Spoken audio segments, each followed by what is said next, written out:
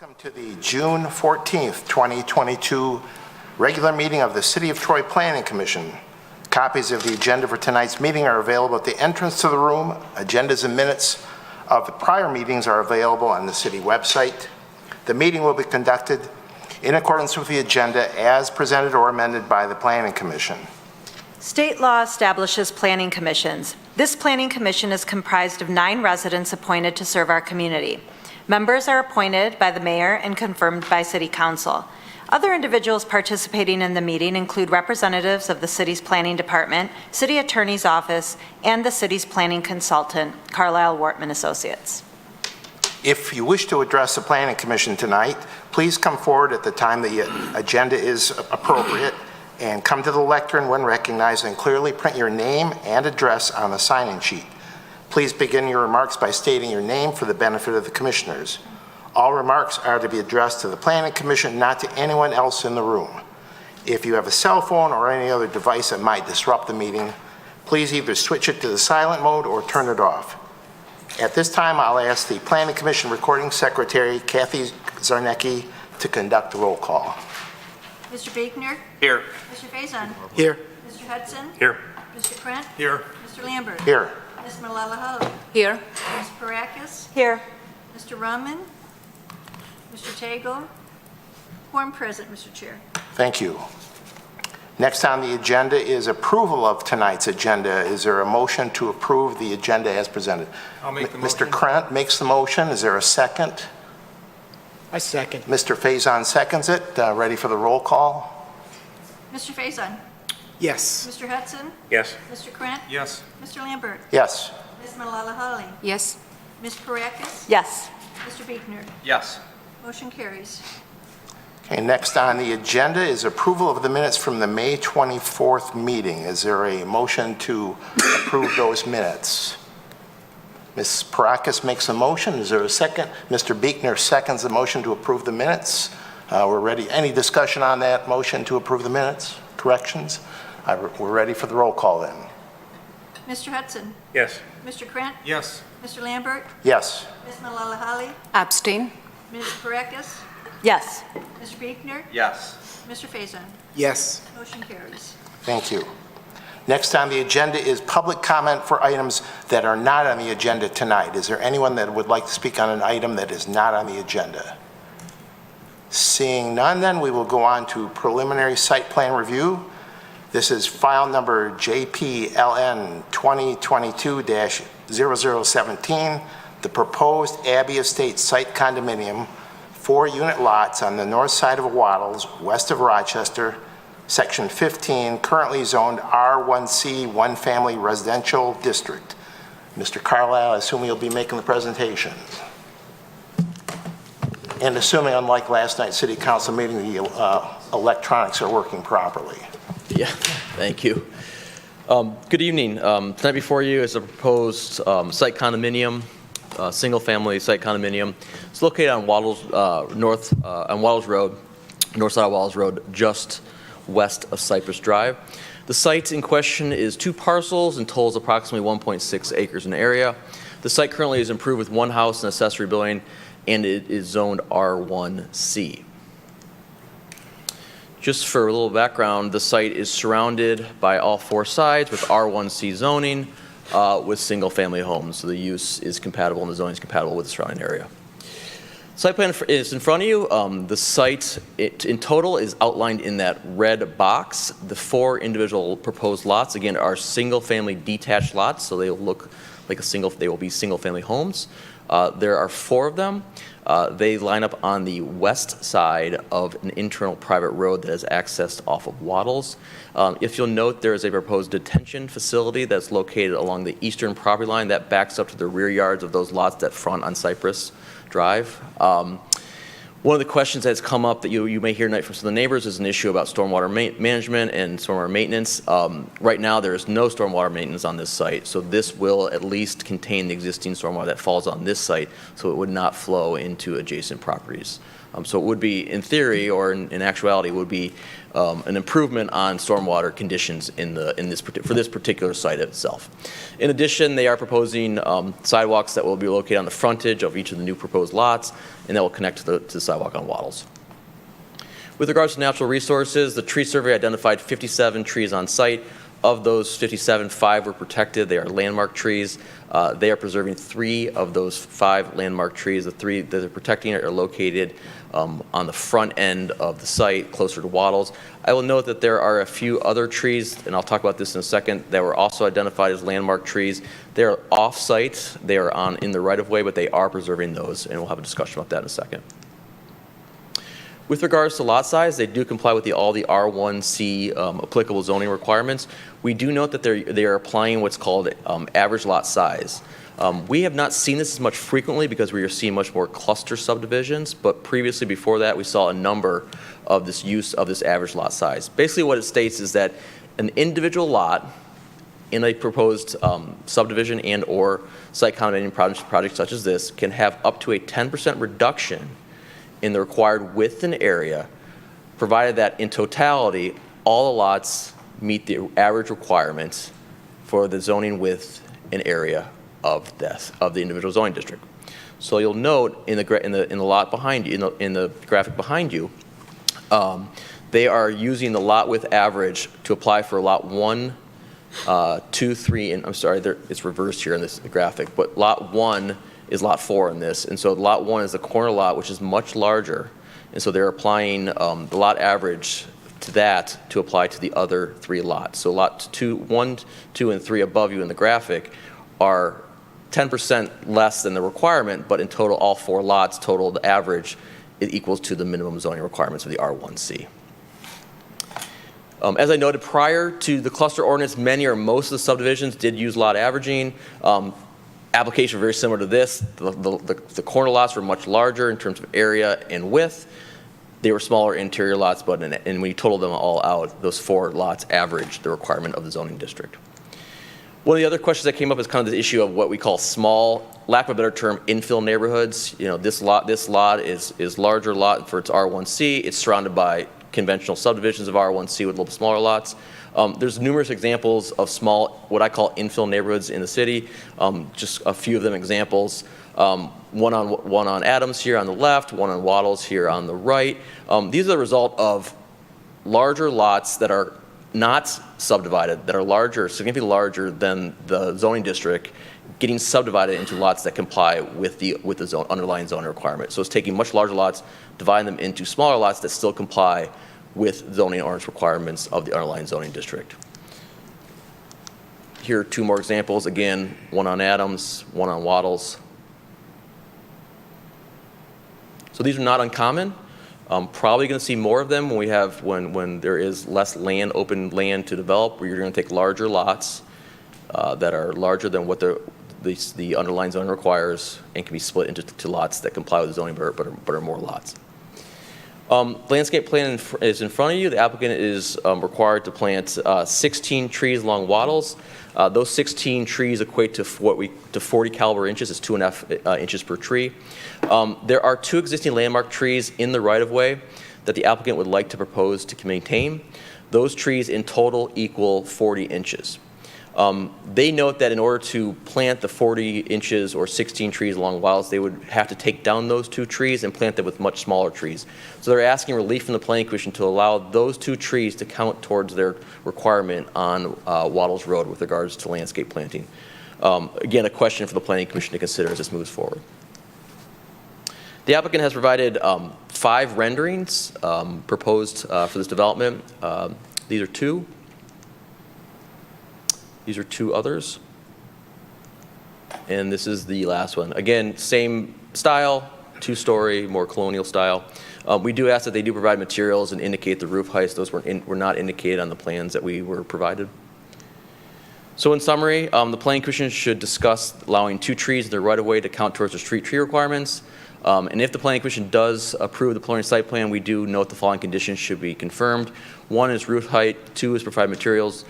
3 is to submit a landscape plan stamped by a landscape architect.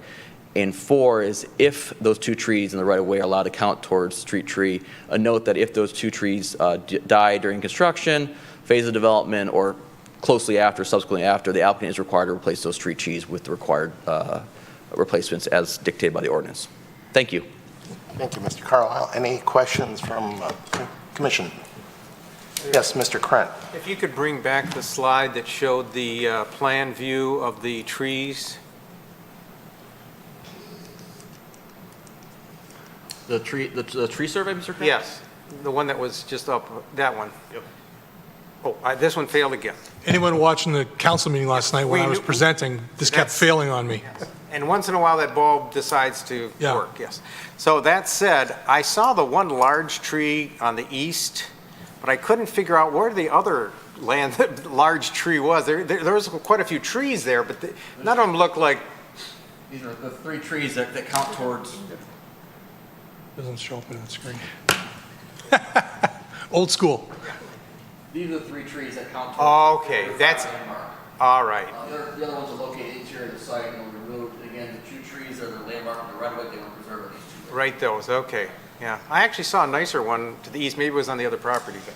There is one, another large one. It's off the property. It's okay right there. Okay, all right, thanks. Mr. Faison. Yeah, and 2 questions if I may, but I think they'll be brief. So the first one, just to carry through the tree question, you make the comment if the trees died during the construction phase, then they would need to be replaced per the ordinance. Why is that the proviso? Like, if they were to die 2 years later, or 3 years later, or 5 years later, what would the requirement be? So everything has a life, including trees. The tree protection standards are put in place to protect those, to preserve those trees that are worthy of protection, like these landmark trees. And it's really important during construction to protect those trees. And so they're really, during construction with all the earth movement and all the activity, they're really sensitive to being damaged. And for example, parking a construction vehicle under the tree, under that drip line, can negatively impact the tree and can lead to its death. So it's really important during construction to protect those trees. So to flag it at the drip line, and basically it's a way to, the developer sitting here, as engineers here, they're paying attention. It's basically putting them on notice that they really have to take the protection of those trees seriously. Because if we're going to assume that if they die within the next 2 or 3 years, it's because of construction activity. They didn't just randomly, arbitrarily die. They've been there 100 years and they're just dying now. We're going to assume it was because of construction activity. So it just further incentivizes them, because 40 inches is like, if those trees die, that's like 6 trees or 8 trees that they're going to have to plant to replace them. So I guess my question 16 is, trees, excuse me. But I'm thinking caliper inches. So significantly more trees. I guess my question is, though, if they die at any point, shouldn't they have to replace them with the 16 trees that they would have to place there now? They would have to do that. Okay, so that's why I didn't understand why there was a proviso dying during construction. So, okay. And then the other one, I just had a question on the road. So there was another slide you had, neither one before or one after this. That one. So that stub between the sites 1 and 2, That's a turnaround for a fire truck, garbage truck, mail truck, FedEx, school bus. It's not intended to be a connection point to the west at some point. the question is there screening there for the neighbor on the other side of that? There's screening to the north and to the south of it, not directly abutting it. Certainly something that we could request that they do. Okay, thank you. Thank you, Mr. Chairman. Mr. Hudson. I'd like to have our attention directed to the phrase in the proposed resolution.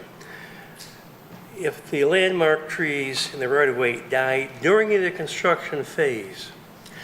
I've lived in Troy a long time and seen subdivisions go up, and many of them with huge old trees. They changed the elevation of the ground around those trees and put a well in, thinking that'll solve it. 5 years later, those trees are dead. I'm just wondering, is there any concern, or at least any information, that the ground will be changed elevation-wise around these landmark trees? If so, it's going to take maybe 3 or 4 years to die if that elevation's changed. And if we've got it here during the construction phase, that's a pretty short period of time. So I kind of will segue with Mr. Faison's concern about that. Mr. Chairman? Yes. I think that's a great catch by Mr. Hudson. It would be reasonable to say if a tree were to die during construction or as a result of construction within a 5-year period, something like that, something reasonable. The tree's not going to live forever, so but I think a reasonable amount of time, 3 to 5 years, I think would be fair. If I may add as a footnote to Mr. Savinon, presumably the developer is going to be long gone after a couple of years. Should there be a provision escrowing perhaps some money in this development to ensure that the replacement trees are able to be purchased without the residents having to do it? We could do that, yeah. Yeah, because like you said, if the developer builds the homes and moves on, then the responsibility would be on the HOA. Yeah. Okay, all right. Any other questions for the staff? Yes, Ms. Mulholland. Mr. Carlisle, can you tell me how big is the detention pond? And I know, based on some of the emails that we have in front of us, residents on Cypress Drive have expressed concern about flooding in their backyards. And I know you mentioned in your presentation that those will be elevated as a result of this detention pond, but what are we looking at in terms of the size, and is that something that will potentially solve flooding issues? So are you asking the size in terms of square footage of the detention pond? More so, will it do the job of avoiding water going into the backyards of the existing homes? Yeah, so first off, the applicant's engineer is here to answer any detailed question about engineering. In terms of our review, it's about 14,000 square feet in terms of total area of the detention pond itself. It's been reviewed preliminary by the engineering department, who notes it is sized appropriately to accommodate the stormwater that falls on this particular site. So if a drop of rain falls on that square box, it should and will end up in this detention pond. So it should accommodate any off-site runoff from this site to another property. I can't speak to whether or not putting the detention pond here is going to solve issues on adjacent properties, but it will stop runoff from this site going to other sites. Okay. Just piggybacking on Mr. Hudson's and Mr. Faison's comments about the trees, I too was expressing the same concern when the developer moves on. What happens if those trees fall? And what protection will the HOA have at that point in time to potentially come in with a lot of dollars to get those trees put in there? So that was one of my concerns too, that I just wanted to make note of. The city, when a development is approved and they get through the engineering and the building permit, there's escrows put down for various purposes. One of the escrows is for landscaping. And so there will be an escrow taken. Normally it's just for the cost of doing the landscape plan. We will note this, if this is approved by the Planning Commission, we'll note this as a condition that they should also include the escrow for what the estimated cost would be of 16 trees in the right-of-way. If perchance or perhaps the trees do die, the city would then have the money to put those 16 trees in.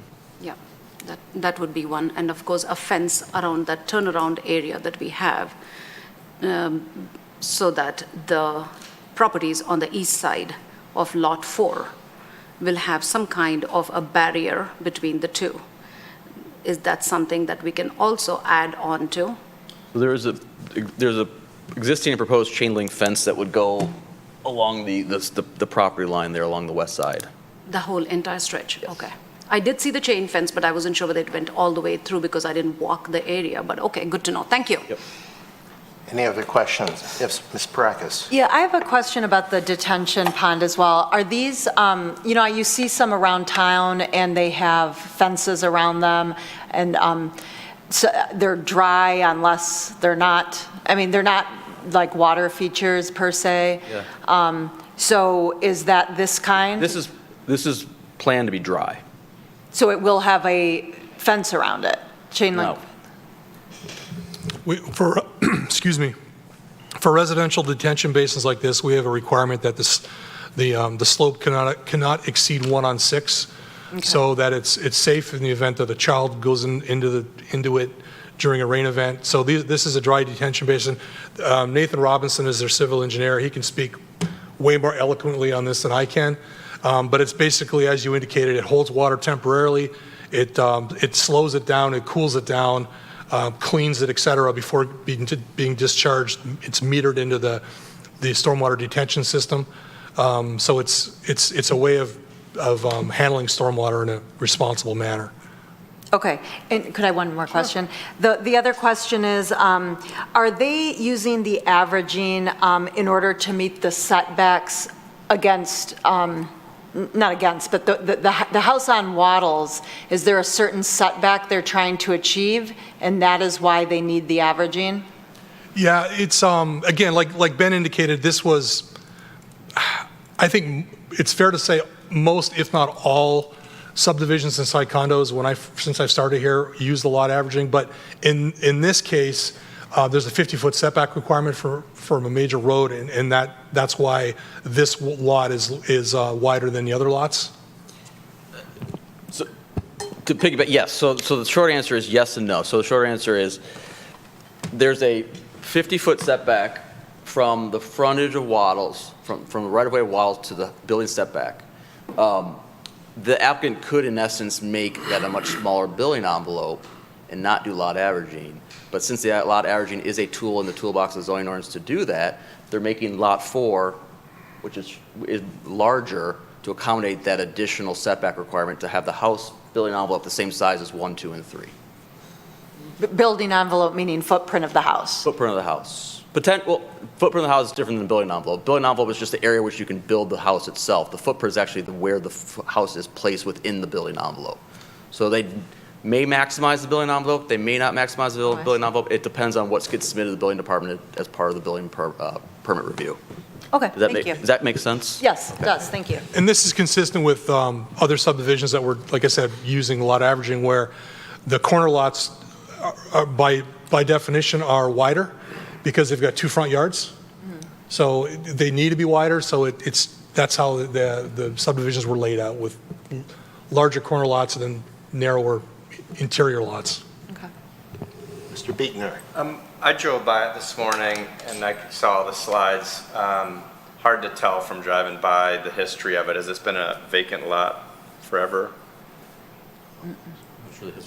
Yeah, I'd be more comfortable having So we'll hear it. the applicant talk about the history of it. Is it swampy? Is that the reason for the retention? Is that where the water coagulates? Does the water come from there towards their homes? I'm curious how that goes. I guess. So it's not indicated to be wet by the topographic survey. It is a requirement now in the city that when you build out new subdivisions or site condominiums, you have to provide stormwater for that facility. So that's the reason why they're putting it. It's not because there's extra evidence that's any wetter than any other lot in the area per se. So the stormwater is a function and requirement of the engineering requirements when you build a new subdivision. For those of you who watched City Council last night, you heard me say this. For development like this, it's mandated that this cannot negatively impact abutting properties in terms of stormwater. So if this is approved this evening, this is preliminary site plan approval. If it's approved this evening, then the next step would be to get their civil engineer, again, who's here this evening, will start working on detailed engineering drawings. He's a registered civil engineer in the state of Michigan. He's got to submit sealed drawings to the engineering department. They're registered engineers in the state of Michigan. They'll review the plans to ensure that it meets all standards. They're going to pay particular attention to stormwater. As we all know, it's been a really wet couple of years, and we've never been impacted by stormwater like we have the last couple of years.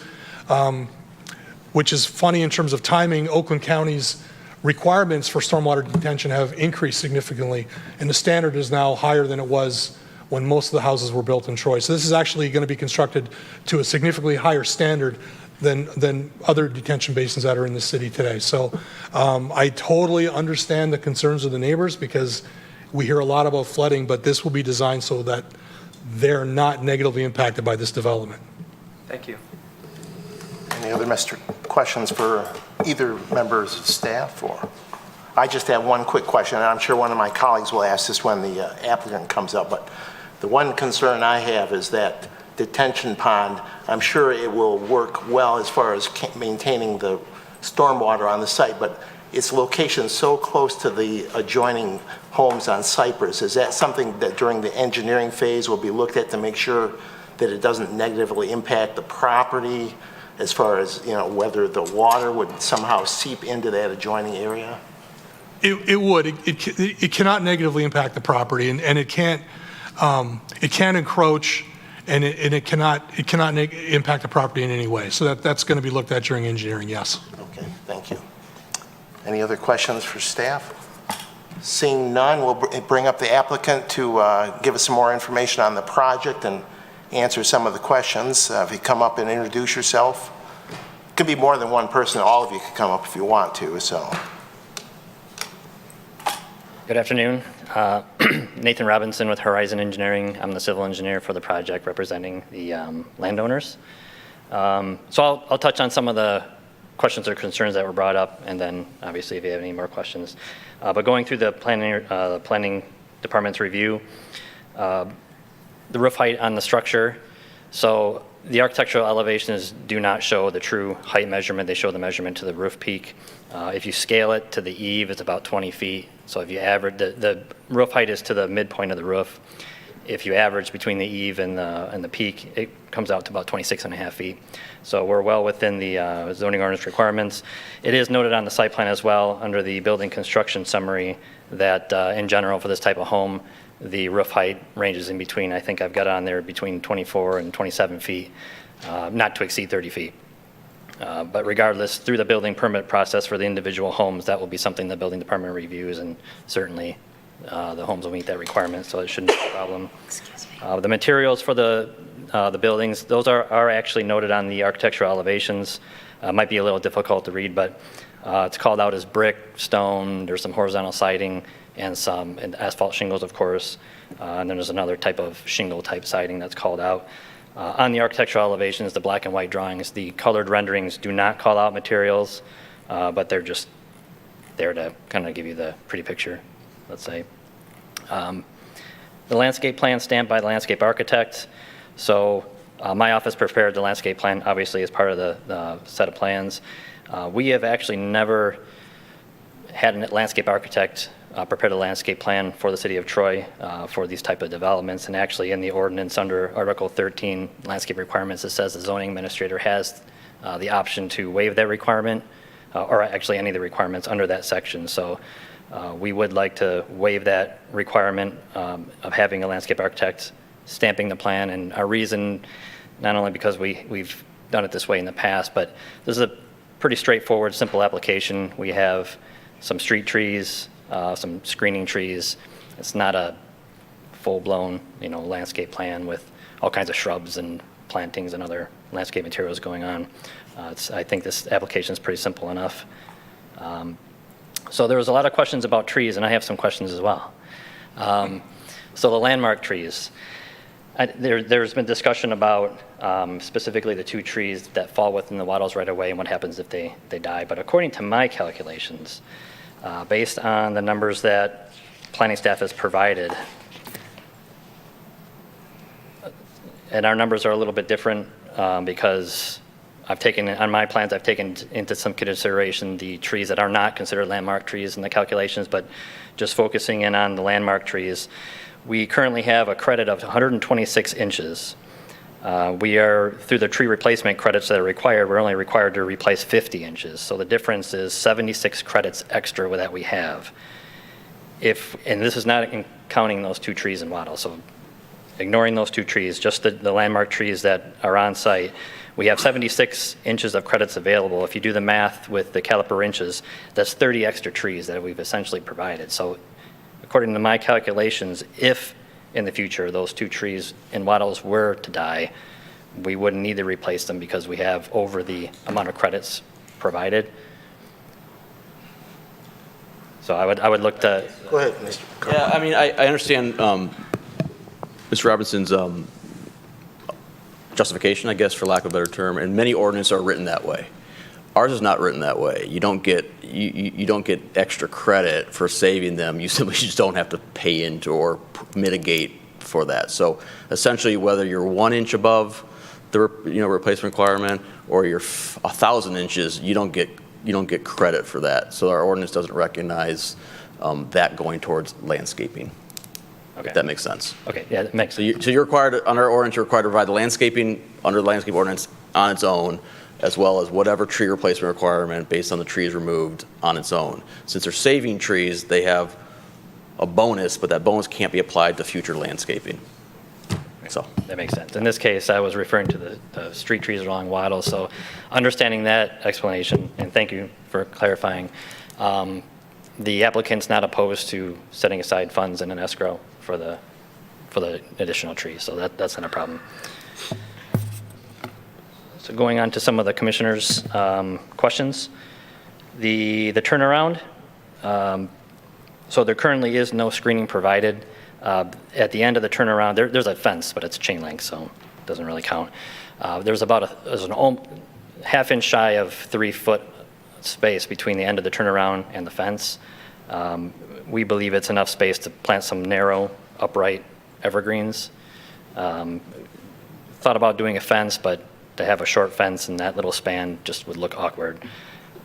They might not see it because we're going to landscape it, but for the benefit of the homeowners behind, the existing residents, I don't think they would want to just see this section of fence. So we'll plant that with some narrow upright evergreens. There's been some questions about the drainage. So, and everything that's been discussed about the detention basin and its purpose and function is correct. We are required to contain and manage our own stormwater, but there will be an additional benefit to the neighboring properties because, for example, it's not shown on this plan, but on the preliminary grading and engineering plan, along the western property line of our development, we're required to put in rear yard storm sewer, and that's not only to manage our own stormwater, but portions of that pipe will be perforated. So we're actually taking in some groundwater as well. The site is wet.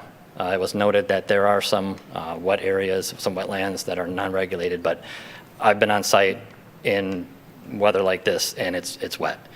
So once the storm sewer is in the ground, once we have those perforated pipes in the ground, and once this detention basin is dug, it opens up the site to collect this water and manage it better. So the added benefit to the neighboring properties is that because it's sucking in some of that groundwater, it'll help keep the rear yards of the adjacent homeowners dry as well.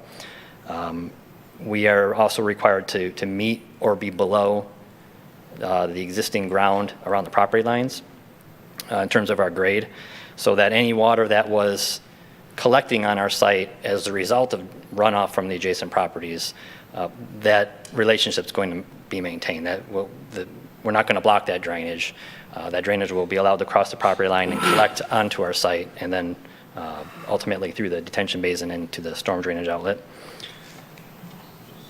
And I think that covers all my notes anyway, so if anybody has any additional questions, be happy to answer. Any commissioners? Yes, Ms. Mulholland.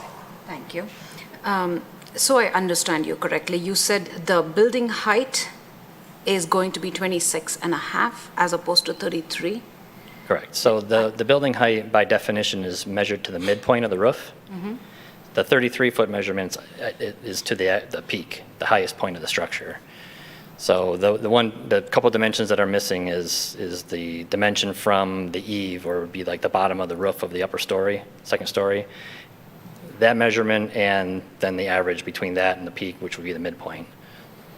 I see. Okay.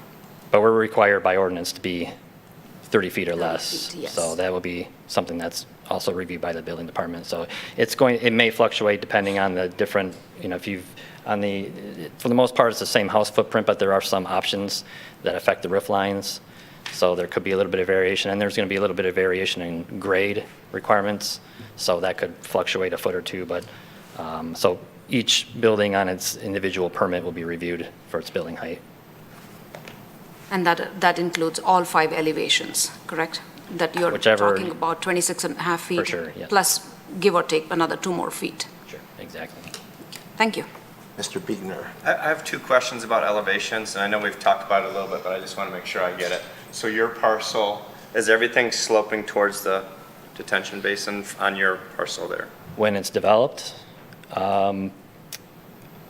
right now it's flat as a pancake, hence the standing water. But basically, the odd thing with this site is that Waddles Road sits a little high. So in doing the preliminary grading design, what's going to happen is you're going to hit the driveway approach off of Waddles and go up so that the right-of-way drainage stays in the right-of-way. And then the street's just going to very gradually slope back into the site. It's a very, I don't want to say flat slope, that doesn't really make much sense, but it's a minimal slope. The street will contain its own water, the homes will be, there's really, every home will be its own high point on every lot, and obviously the yard areas are sloped away. Roughly halfway through these lots, they'll drain into the street, and then the remainder of the rear yards of the lots will drain to the rear yard. But everything's collected with the storm. Every lot has a catch basin on it to collect the storm water. Everything's being routed to the detention basin.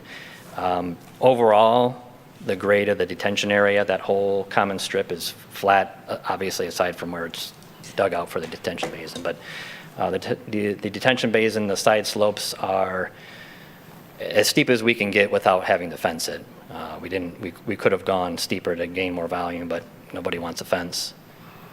But in general, we're meeting the existing grade around the perimeter, but just inside, the grade will be lower to contain our water, so it doesn't leave the site. My second question, is for your site versus the neighbors' sites, are you higher, the same, or lower than theirs? The perimeter grades will end up being a little lower, at least by 6 inches. We try to make sure that anything that channels water, your drainage swales, is at least 6 inches below adjacent grade. So it should help your neighbors, at least to some degree, to get the water? If there's any surface water originating from off-site, entering onto this property, it will be managed. Thank you. Any other questions from members of the commission? May I ask one more question? Yeah, go ahead. Thank you. I'm sure you are aware of our master plan survey that we did of our Troy residents, and many of them expressed that the lack of housing is in the ranch-style homes or having a bedroom in the lower level. Any of your plans, although I have seen it, don't indicate any bedroom in the first floor, but am I missing anything? And is that something that you're willing to consider for our Troy residents, to have a bedroom in the first floor as opposed to all being in the second floor? I will have to defer that to my client. Good evening, Artur Kokai, consultant to MGM Signature Homes. Yes, we'll definitely consider something like that. And I do agree, those first floor master bedrooms are houses that are quite popular. So yes, we'd consider something like that. And I'm going to just throw one more thing. Thank you for answering that. Any ranch-style homes that you will potentially have? I know there are only 4 homes being built, and I know the footprint is an issue, but I'm just throwing out there what our Troy residents constantly talk about missing. Absolutely. We can provide a ranch home as well. The problem with ranch homes, well, not really a problem, but the downside is that, construction-wise, it's a little bit more expensive to build. So, it's going to be a little bit more expensive to sell as well, right? So the price point is going to be a little bit higher. Mm-hmm. But yeah, absolutely. We have the ability to customize any plan. So it'll be a first floor master or a ranch. Absolutely. Yep. I would consider that as well. Yeah, in the least, the first floor master, I'm sure, will be a great addition. We'll consider both. If we had a buyer for a ranch, yeah, absolutely. Yeah. Would consider it. Thank you. Thank you. Yes, Ms. Paracas.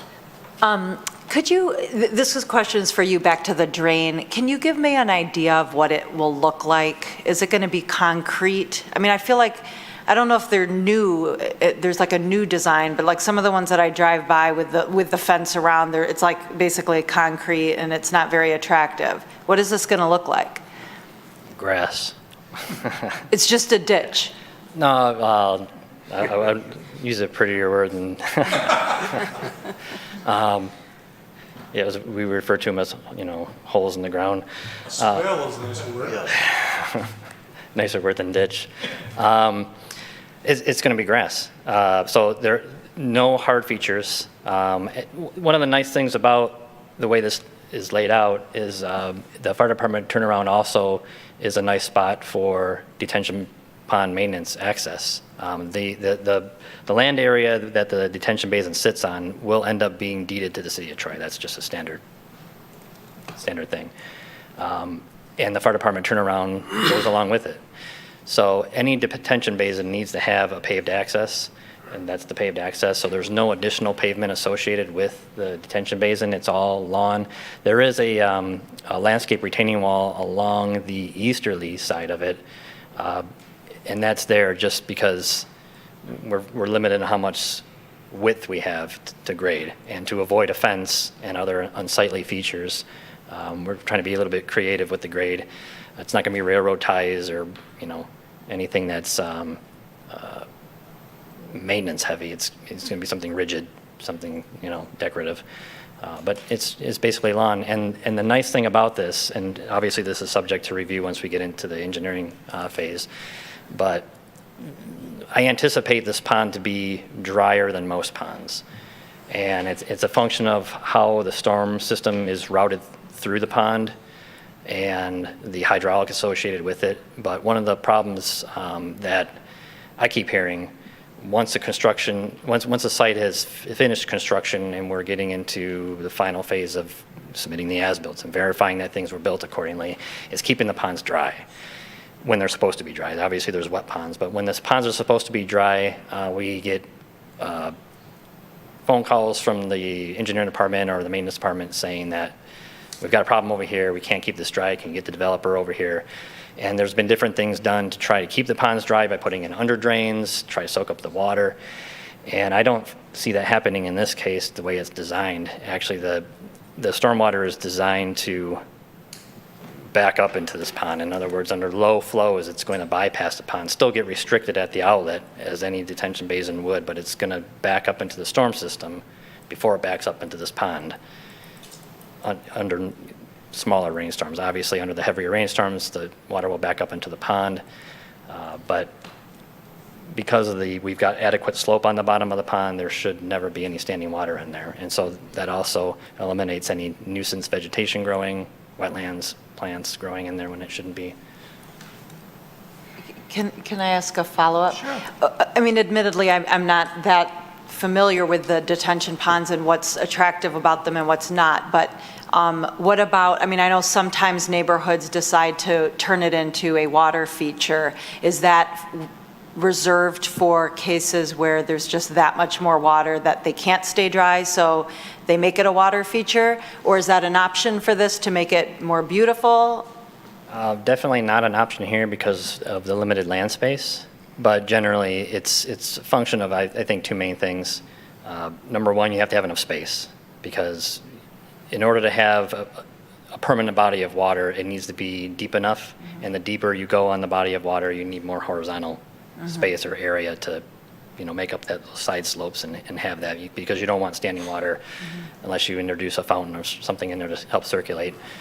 So we don't have that space. Okay. The other situation is groundwater. If there is a high water table, sometimes even though you want the detention basin to be dry, it may not be dry because you've gone below the water table. Got it. Okay. Thank you for that lesson. But this is the shallow detention basin, so I Okay. don't foresee it being wet. Any other questions? Mr. Krent? Got a couple. You talked about the siding. You said, and you kind of went over that real quickly. What kind of materials is the siding? It looks like cedar shakes. I'm not sure what they are, but what is that material? I see these on some of the elevations. What is that? There's a couple different types of siding, and you can correct me if I'm wrong, but there's like a cedar shake type shingles type siding, and then there's also the vinyl siding, horizontal. Vinyl siding, okay, and where is the vinyl on the, I don't see any back elevation, back, No, Mr. Crandall, there will be no vinyl siding. It's going to be all fiber cement. okay, thank you. The high-quality materials for all the elevations. We have no Okay. vinyl anywhere in these houses. Okay, and then on the, going back to the detention pond, you said you're going to have some kind of a decorative, some kind of a wall to hold back, what kind of decorative, is that masonry, is it? Yes, masonry. Okay, so like landscape, those, like Probably bricks, I don't know what they're called. like a unilock type Okay. stack, landscape block, decorative block. Okay, thanks. Any other questions from members of the commission? Just a couple follow-up to make sure that some of the questions that came up earlier when we were talking to Mr. Carlisle is you have no problems with some kind of a, like a 5-year guarantee on those 2 landmark trees that are in the right-of-way? That's correct. And then also you're open to some type of an escrow in case something happens to those in time? Yes. And then we also talked about some type of maybe landscape screening on that turnaround area there. That's not a problem with you? Correct. And then the last one, which is a question I guess we'll have to talk with Mr. Carlisle or Mr. Savadon, is you're saying you don't need to have a landscape plan with it stamped by a landscape architect. Is that your contention?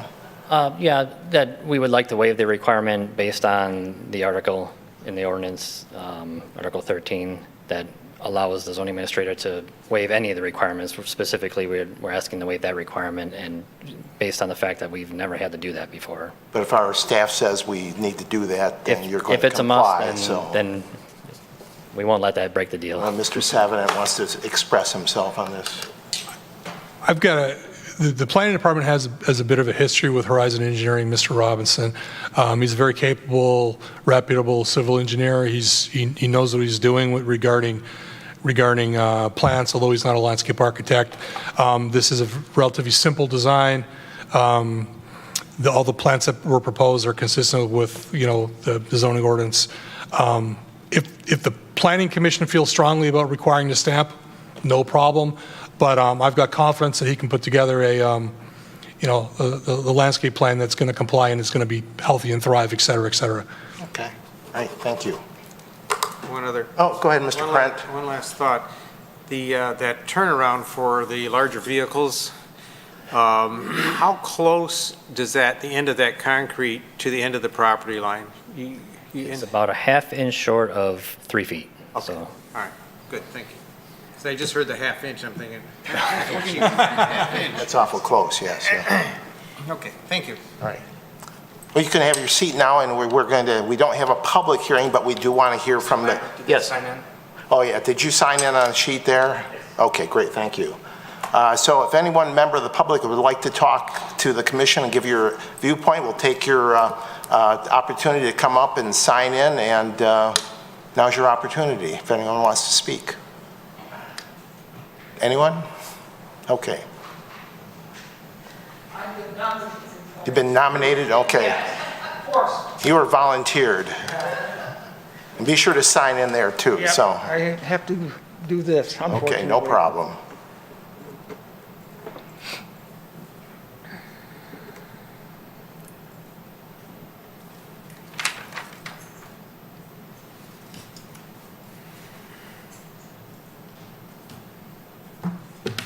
My name is Dale Otto, and I live on 4037 Cypress, which is, I don't know, 27, or second one in.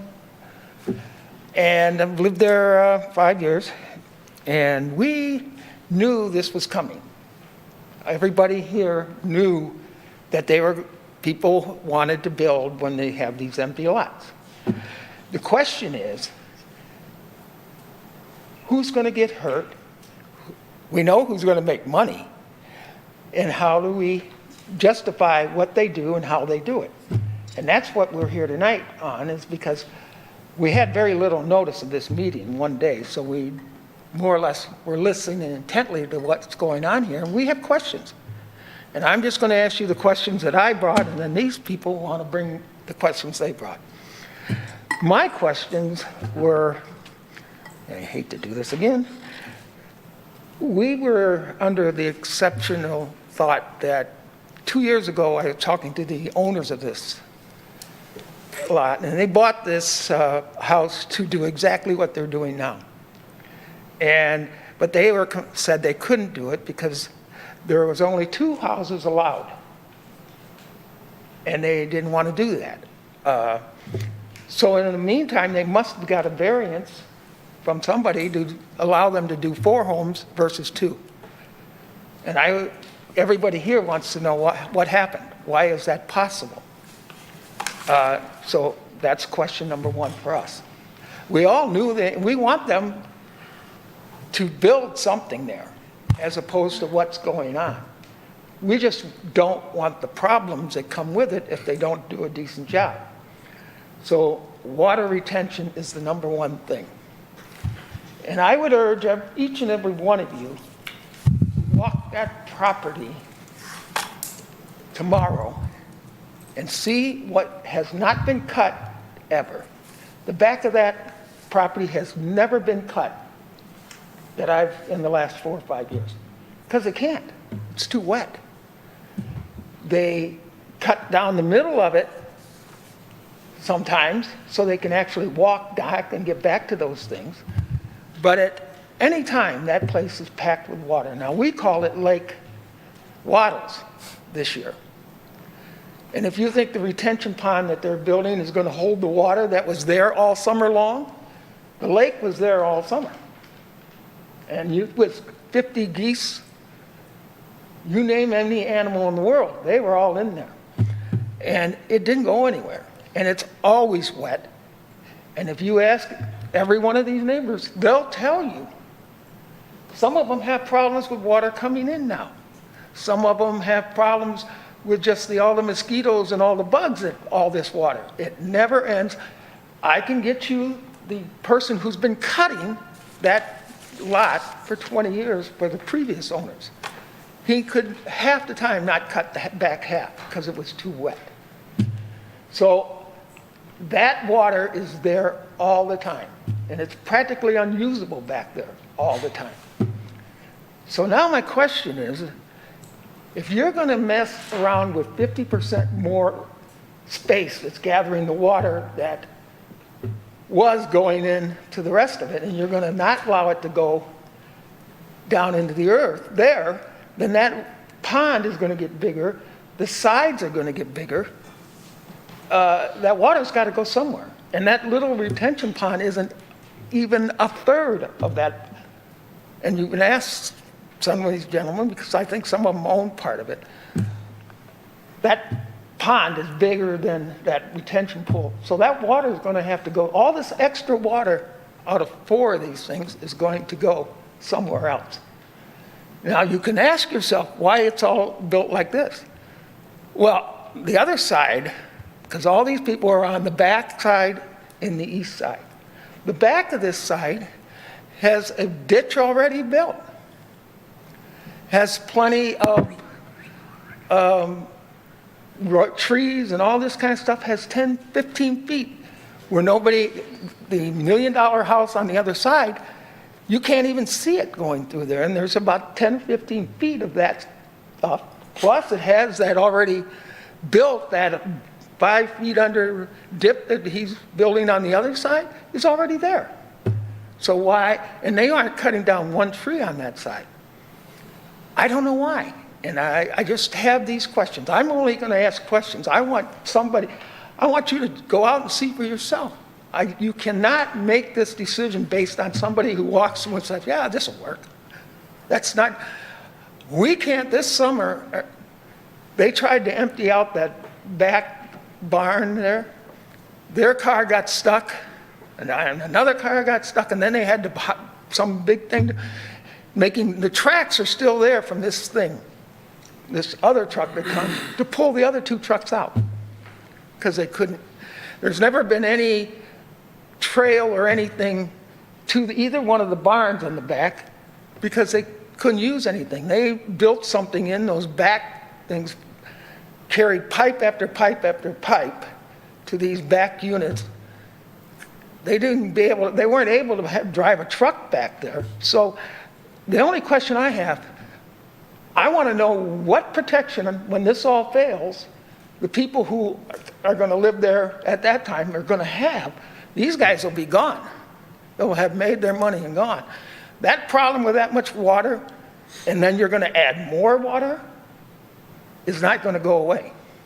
And I just think you owe it to us to either figure out some way to get half that water to go to the other side rather than the retention pond on one side, where you have a place already where you could do something and you could tie it into, I want them to be able to tie it into Troy or tie it into somewhere so that at least half of it is at least going the other way. None of over here's got $1 million house.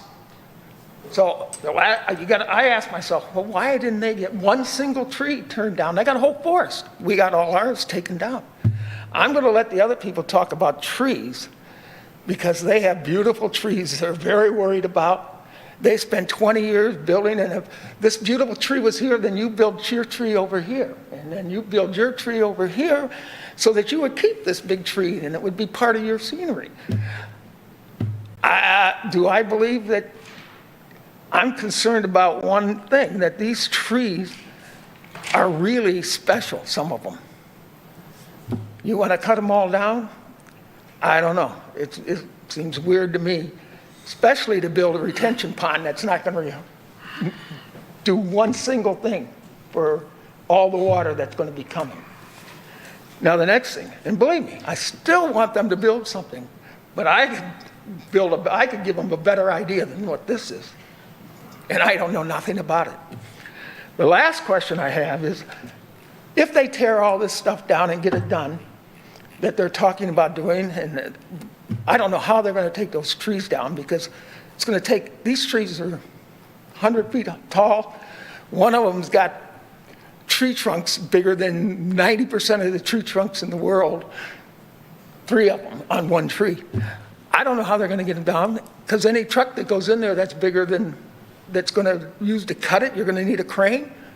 Guess what? It's going to have problems getting back out. So I don't know how they're going to do it, but I'll let them talk about the trees, but that's question number 3. And then the last question I have is, how are we going to sell these units once we build? Are we selling it 1, 2, 3, or 4? If you're going to tear down all this stuff and you're going to have all these problems, you know, which house are you going to try and what are you going to be doing before it becomes a problem? If we stop right now and you had to bet on your interest rate being 6% and 7% within a year, or 8%, and the mortgage market goes down, are we going to be tearing down all this stuff and doing all this stuff and then not be able to sell a house? I'm concerned about that. I don't know about you, but I worry about it. I don't think the housing market's going to be that great, and I think $800,000 is going to be a lot to borrow. And I happen to be in the real estate, not me, my kids are all in a company that sells real estate. And the houses that are slowing down right now, if you have a $300,000 to $500,000 house, you can sell it. You got 6 to 8, it's already slowing down, and $1 million are really slowing down. And that's already. So what do you got when you start tearing all this stuff out and doing all this other stuff and you can't sell these things? Are they going to build one at a time, a model? Are they going to build, 3 of them at a time? That's one thing I'm worried about, is that you do all this stuff and you tore down all these things that people really enjoy in their lives. For what reason? For something you're not going to be able to sell. And when the price goes up, are we going to leave that water in worse shape than we were? Are we going to tear out all that land and have cement there, and then where's the water go then?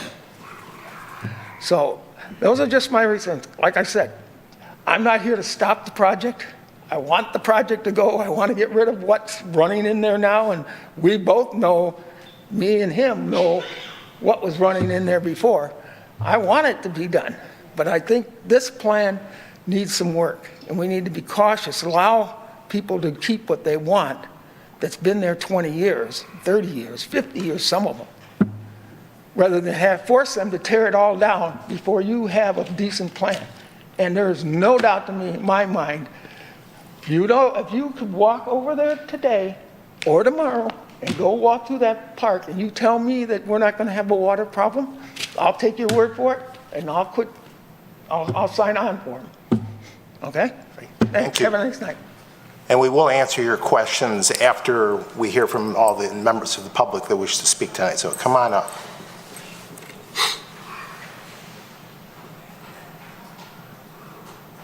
Hello. Good evening. My name's Karen Kernan. This is a first for me, so if I'm a little nervous, No problem. bear with me here. And I need glasses to see.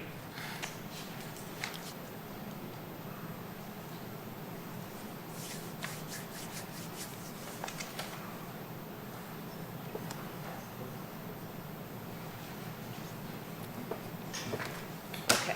I want to answer your question. It says it's always been an empty lot. No, there was a farmer there that lived there. Him and his wife cultivated, they sold their produce on Waddles Road.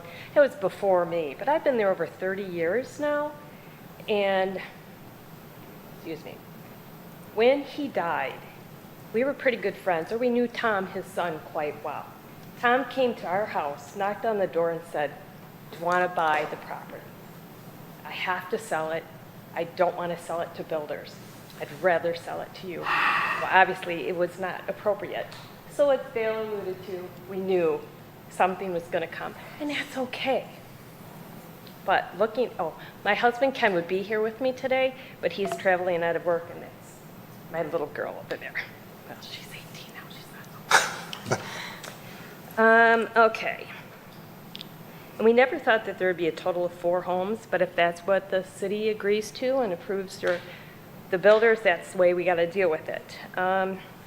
One thing that I'm concerned about is the plan to tear down every single tree on the east side of the lot. Every tree. And some of them can be saved, I believe, even if they do that retention pond. There's a Colorado spruce that is on the right side of my property that I think truly could be saved. It's being squeezed right now by all sorts of vines, and we're trying to save it, at least on our side, because when the vines come over on our side, we try to cut them down so they don't come into our arborvitaes. But they want to cut down the largest and oldest and tallest tree that we have in this area. It's our cottonwood. Is it a beautiful tree?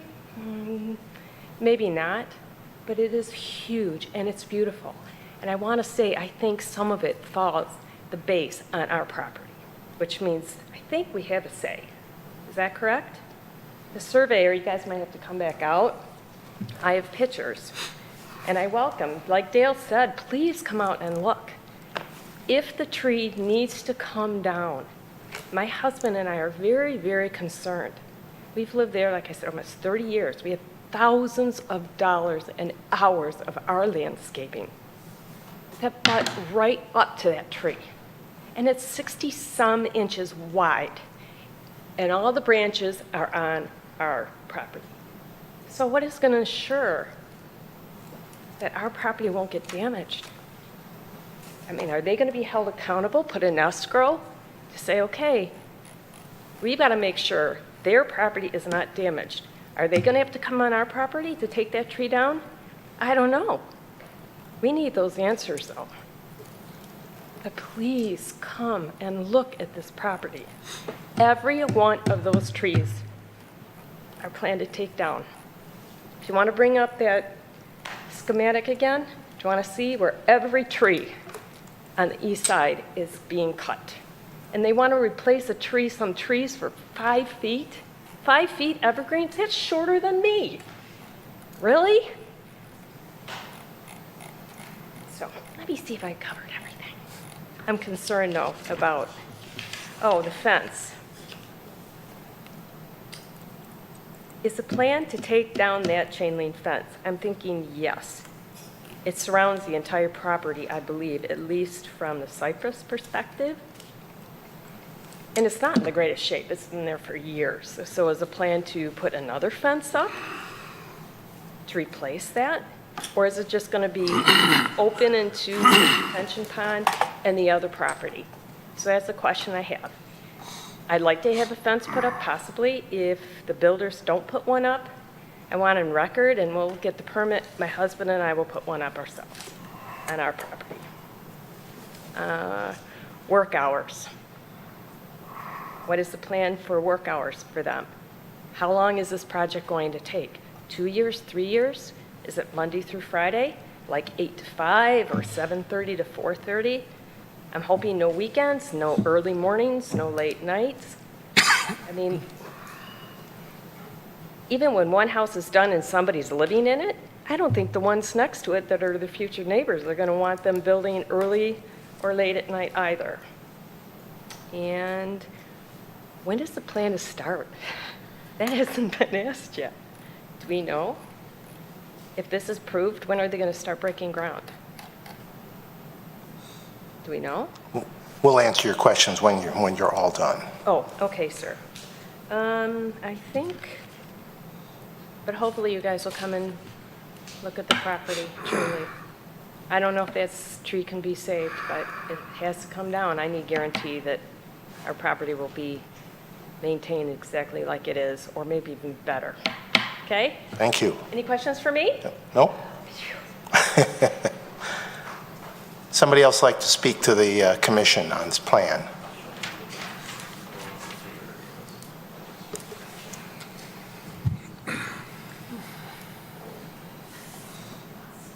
Good evening. Hello.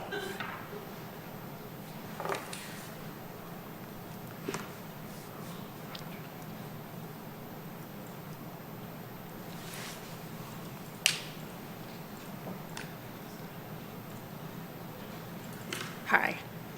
I'm Christine Karras, my husband Chris. We live on Cypress. We live where the turnaround, right next to where the turnaround is going to be. So my concerns are pretty much the same as Dale's and Karen's. So what I just want to add is I feel like it's really close to our property where that turnaround is, and I'm worried about our privacy. I know you talked about putting up some tall trees. I don't know if that's going to be enough, but it's just really close. And with all the trees being torn down, I just have a concern with that. That's really the main thing, besides everything else. The drainage, I've seen ponds out there with ducks in it, so it is a problem. But, so hopefully they can look at that a little further. I think that's mainly it. Okay, thank you. Thanks. Next resident. Good evening. How you guys doing? Fine.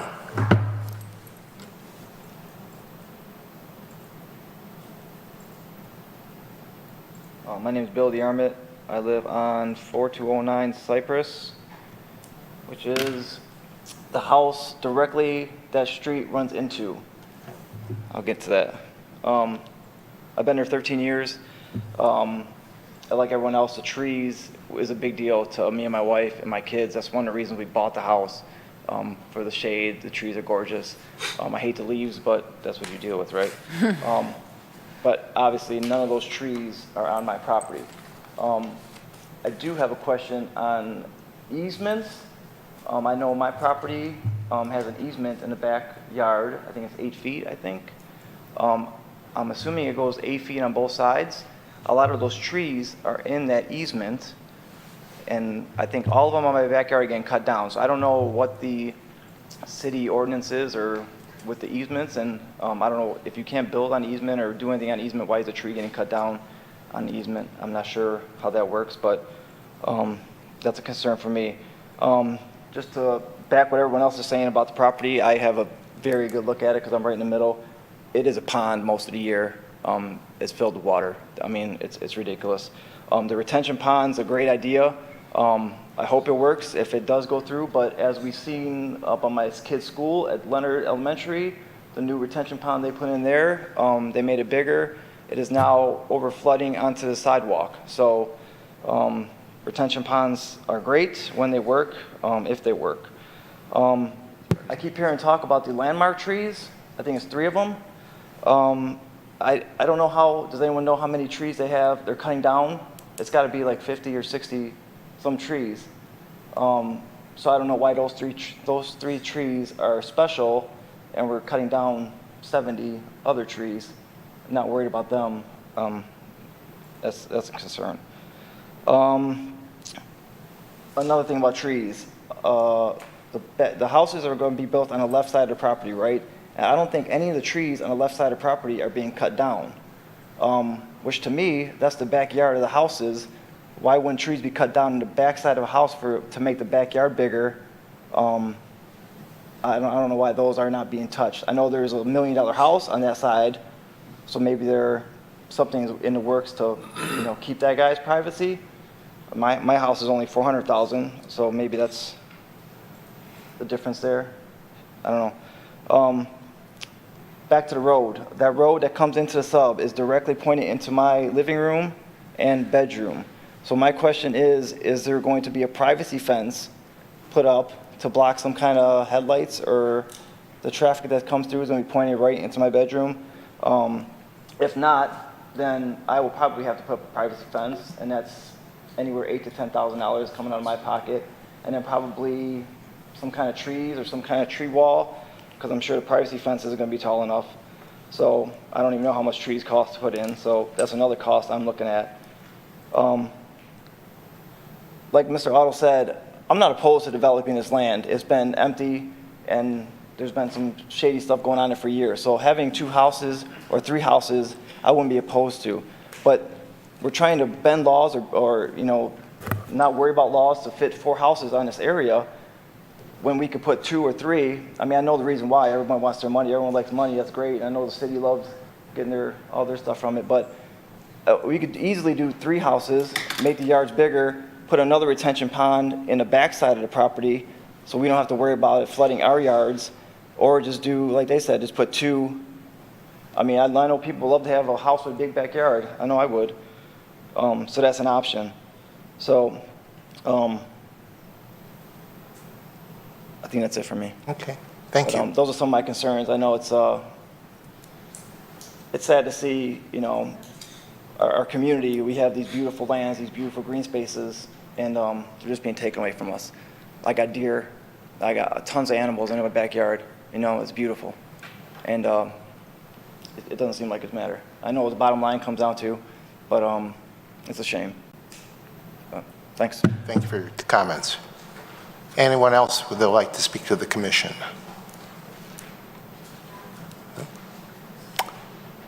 Seeing none, then we will bring the matter back to the commission.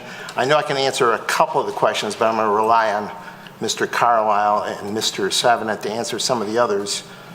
One of them is, to the best of my knowledge, there's been no variance granted. The 4 homes are allowed by the zoning ordinance, so no variances occurred for that.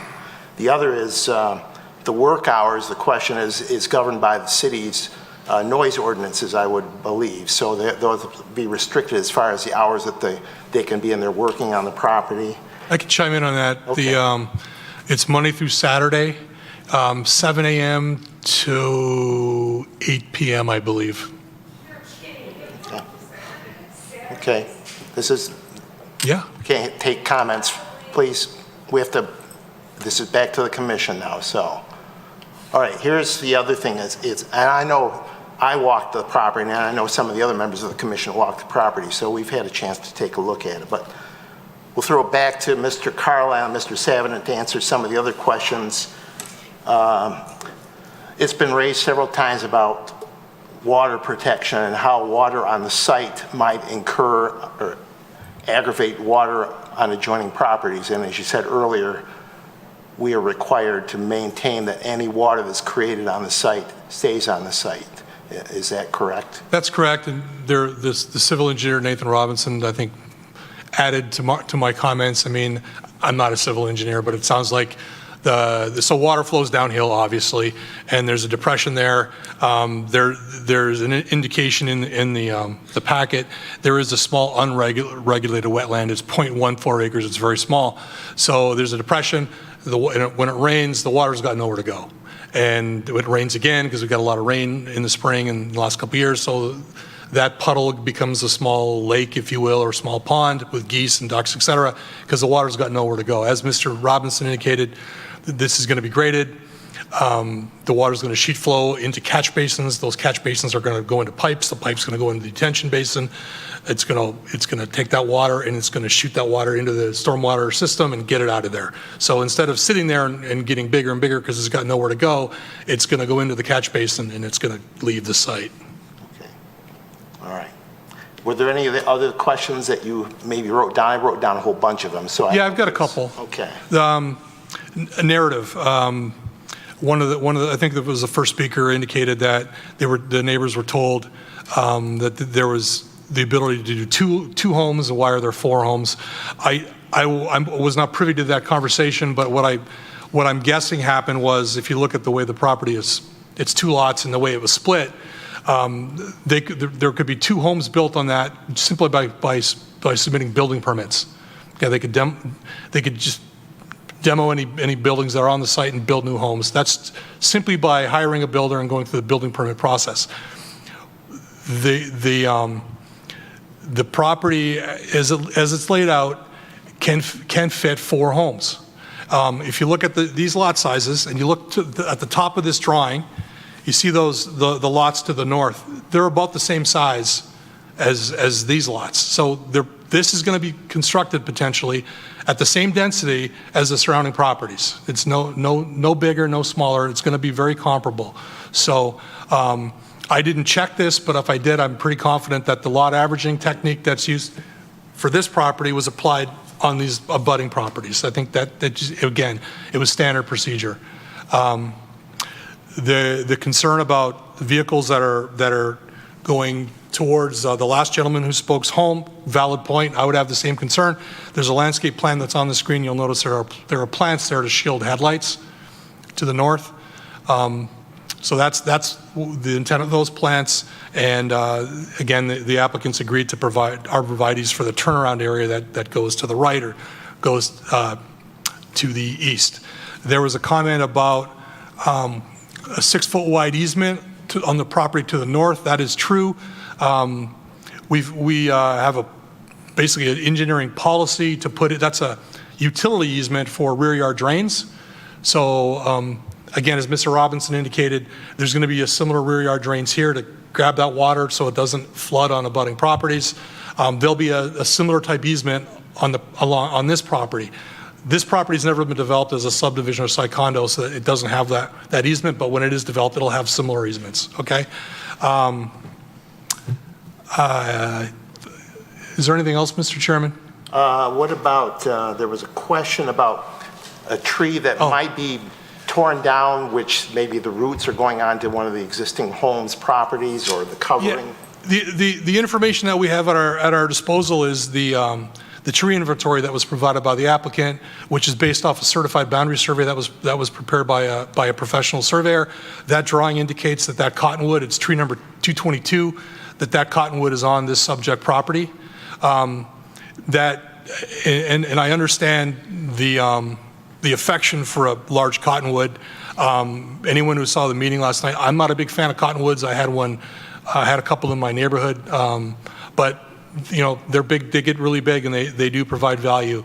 But they're prohibited trees by our zoning ordinance, so they don't even get credit for that because it's a prohibited tree. I understand the concern anytime there's a large tree. I get it. But the information we have indicates it is on this property and not the neighbor's property. That's the best information we have to go off of. Okay. And I know there were some questions about some of the neighbors were requesting maybe a privacy fence, and maybe we have to bring the applicant back up to see if they would be willing to work with the neighbors to provide those kind of adjacent fences. So I wanted to make sure that I think I covered everything there. There was, the chain link fence around the entire property. I know there was a question about whether that was going to be removed or not. Yeah, Mr. Carlisle says he has a few things to add about trees. Okay, Well, all right. So, let me go back and. So, there's a lot of questions about trees, and there's a lot of questions about why certain trees are taken down versus other trees. I will note, rightly or wrongly, again, my pointer's not working, the only trees that are being saved on the site are those that front on Waddle. So there was not a decision to save certain trees along this property line versus certain trees on that property line. All the trees interior to the site are being removed. I will note that when we did look at the tree survey, there are 57 trees on site that were surveyed. 5 of them designated protection by our own ordinance. They're preserving 3 of those 5. Most of the other trees either were an invasive species, such as there's a significant amount of box elders, cottonwood, silver maples. Those are all invasive. You can't plant new ones, and you don't get dinged for taking them out. And secondly, many of the trees on site also got a condition of poor for condition. So again, you don't get dinged for those. Due to addressing one problem of stormwater management on site and off site requires grading, it requires rear yard drainage, which is also another reason why you can't save as many trees. So there is a little bit of trade-off. I would suggest that the quality of these trees, based on what we're hearing from the neighbors, stormwater is a particular concern that can be better addressed by putting the rear yard drainage, so it may require, again, sacrifice of some of these trees that aren't of high quality. And with regards to the fence, it indicates there is an existing 6-foot chain link fence. From the plans that we see, it looks like it's going to remain. If the applicant has a different feeling on that, please let us know, but from the plans, it indicates that that fence will remain. Could we have the applicant come back up and answer a couple of questions that the neighbors raised? And then I'll turn it over to members of the commission who may have additional questions. I guess the one question is, some of the neighbors were questioning whether that chain link fence that's currently there, is that going to be torn down? No, there was not a plan to tear down that fence. I mean, it is there, it is existing. It's grass there now, it's going to be grass there again. And so no, there is no plan to remove the fence. And if a neighbor wanted to work with you as far as putting up an additional privacy fence, for example, the one neighbor who was concerned about the car lights coming into their bedroom, are you willing to work with them to rectify that? Okay. That comment, absolutely. Okay. Yes. If I was in the same position, I'd feel the same way. Okay. Any members of the commission have follow-up questions for the applicant? Go ahead, Ms. Parakis. What is the price point of the homes? Well, it's gonna change, obviously, right? So probably, I would say 650 to, 850K in that range, depending on the, final size. And they were like 3,000 square feet around? Is Correct. Okay. Correct. But, the plans can be tweaked here and there, right? A little bit less, a little bit more square footage. So, Okay, thanks. Add a nook and stuff like that. Any other questions? Thank you for stepping up. Our first speaker had a question about how the units were going to be sold Oh, and built. Okay, thank you for reminding us. You wanted to address that? Well, so once the development is complete, the units are all going to be for sale, so they're going to be built at the rate that they sell. Myself, I bought a home in a new subdivision in Commerce Township, and unfortunately for me, I was one of the first ones to actually move in that Phase 3 development. And for 3 years now, there was houses building all around me. So for 3 years, I really had to put up with, the noise and, everything that comes with construction, right? And they literally just finished about a month ago, the last home, and even the landscape is not even complete yet. So I do feel the pain. This is 4 houses. It's not a lot. It's very small. So I do understand, right? But it's part of this development, and just the way it is. Are you going to have a model home there then, or is it just you're just going to sell them based upon the drawings? No, we have other properties that we have a model home at that we can show. Okay. So no, there will not be a model home for this property, unless that can change. But as of right now, no, that's not the plan. All right. Thank you, Ms. Dufresne, for reminding me about that. Any other questions from the commission? Okay, you can have a seat now. We'll bring it back to the commission for any additional questions or possible resolution. Yeah, go ahead. I think there was one question that we didn't address from the audience, and it was about, can we cut trees in an easement?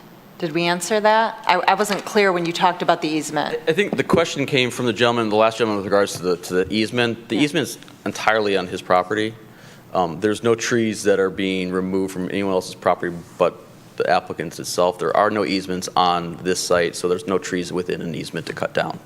Okay, so There's no wherever trees. he was under that impression, that's not accurate, actually, that there would be, it sounds like they all saw something with trees X'd out, and it seems like he thinks that there are trees X'd out on his easement. I will note that the applicant did survey, some trees on the tree survey were surveyed that were off-site. I'm not sure if that's the case, but from the tree survey, the tree removal plan, any tree that's being removed is entirely on the property, their property itself. Okay, No I just trees wanted to off-site make sure. that are being removed. Thank you. And I did have one more question. Somebody brought up the retention pond by Leonard, and it's not the first time we've heard about that retention pond as not being successful.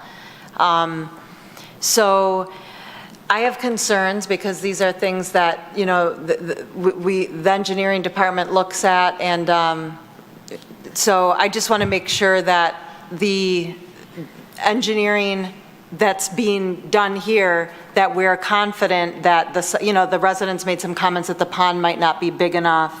Just want to make sure that we're sure. Yeah, so that was the Leonard Detention Basin is on Troy School District property, and we had no involvement with that. We, the city, had no involvement in reviewing or inspecting those plans. Okay, okay.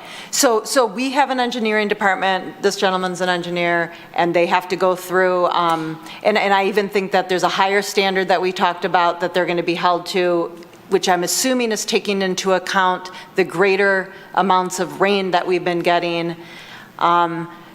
So, I mean, it sounds to me by the presentation that the situation should be improved, certainly for the site, and really, it sounds like for the neighbors as well in terms of drainage. My understanding, and Nathan Robinson, again, is the expert engineer here, but our standards for stormwater were, until about within the last year or so, were to handle a 25-year storm event, and it's been expanded to a 100-year storm event.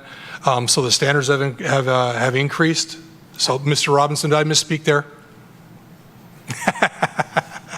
Putting you on the spot. Those are Oakland County standards I'm referring to. I will have to look into that. Okay. Brent's correct in that city's requirements were 25-year event. Generally, it bumps up to a 100-year event if you are ultimately discharging into a storm facility that's under Oakland County jurisdiction, or if it's a natural body of water, lake or stream. But certainly, whatever the requirement is, we'll have to make it. I know at least for now on our plans, I believe it's a 25-year event that it's designed for. When I looked up the engineering standards, when the plans were prepared, that's what was required under City of Troy engineering standards. If that requirement's changed in the interim here, we'll have to make the pond larger. Fortunately, we have a little bit of space available that if we have to make it larger and gain more volume, we can do that. Okay, great, thank you. Yes, Ms. Parakis. So I just want to bring it up in that context. You know, we're talking about not negatively impacting the neighbors, but I know in other developments we've talked about trying to take advantage of these situations to improve and positively impact the neighbors and take advantage of new drainage ditches or whatever we're going to call them, the swales, to try to help improve the situation, because I think we all kind of know that Troy has water problems everywhere. I mean, I've got a swale in my backyard as well, so we all kind of feel the pain. So can we look at this as some sort of an opportunity to maybe partner with a developer to maybe increase it a little bit and buy in a little bit to help neighbors? I can't stand hearing neighbors coming here and telling us how it's awful where they live because they're dealing with flooding, which is coming from, you know, somewhere there's a failure in the city to manage all the water. So is there an opportunity here? Well, we heard a lot of neighbors speak tonight. I don't believe I heard anyone say that their property was flooding right now. I don't believe that. What I heard them say was that this property was really wet. But I did hear Mr. Robinson talk about the fact that those rear yard drains are going to be able to, if those rear yards of those other properties are wet or have a propensity to gather water, that those rear yard drains will be able to pick up that water and ensure that the neighboring properties don't get impacted by rain events or are less impacted by rain events. So I think what I heard Mr. Robinson say was an opportunity to ensure that moving forward, not only is this development not going to negatively impact those neighbors, but it's going to potentially improve their existing situation regarding water in their backyards. Okay, I had thought that there was an email. My property has been having flooding issues for 2 years, so there is one. Okay. And I thought there was another one. But okay, fair point. I feel that it's going to improve, but I just wanted to make sure if there's an opportunity to make it even better.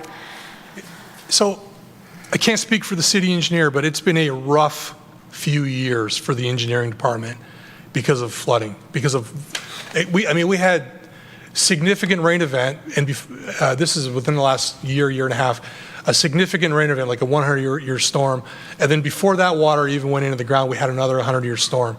And it just overwhelmed a lot of people's backyards and caused flooding issues. And they pick up the phone or they send emails or they go to the counter of the engineering department. So they are very aware of how recently how climate, especially rainwater, has affected the city. So they're up to speed on what the challenges are. The applicant's engineer is sitting here taking mental notes. We all want the same thing in terms of, the impact of this development. We don't want it to negatively impact the neighbors, want it impacting as least amount of possible. And rainwater is priority A1. So we're all on the same page regarding stormwater. Yes, Mr. Beekner. We mentioned Leonard Elementary. We all live in Troy also. Was that done by the state? Different standards? Why did that? School district, why is that under not state working? law, the school So that's by districts, state, which is not as totally good as exempt from, the rules, cities. yeah. Is it fair to say? School districts are exempt from local zoning. So, and building codes, zoning codes and building codes, engineering standards. We're better. This is better. I don't want to disparage the school district, but I really like the services our city engineer provides. So I'll take the city engineer over the state of Michigan any day. My opinion, nothing disparaging against the state of Michigan. Yeah, we don't want to get an email from No. Dr. Bachesky, so. Any other questions or a resolution from the commission? Mr. Krent. One question. So it says in our write-up on this, the amount of inches of landmark trees. How many total landmark trees are we trying to save? The actual number, the count. I saw 3 on that drawing in red, but there were 2 in the right-of-way. So what do we got going here? How many total? There's, on site, within the physical boundaries of the property, there's 3 landmark trees that are being preserved. Okay, so are we going, my question, I guess, would be, are we going to also impose that if the landmark trees in the right-of-way die, are they going to be part of this resolution or not? That's my thought. So under the ordinance, if a tree, under our woodland ordinance protection ordinance, if a tree that's designated for landmark dies during the course of construction or as a result of construction, that automatically triggers the replacement requirement. Okay. Now, the difference here is we're talking about, so those are 3 trees on the site. The difference we're talking about now is 2 trees that are off-site in the right-of-way that, due to the size of them and the scope and the nature of them, the applicant would like to apply that size, those caliber inches, to the requirement of planting on wattles. Same requirement would apply to those. If those trees are damaged, dead, or diseased. So we got 5 trees.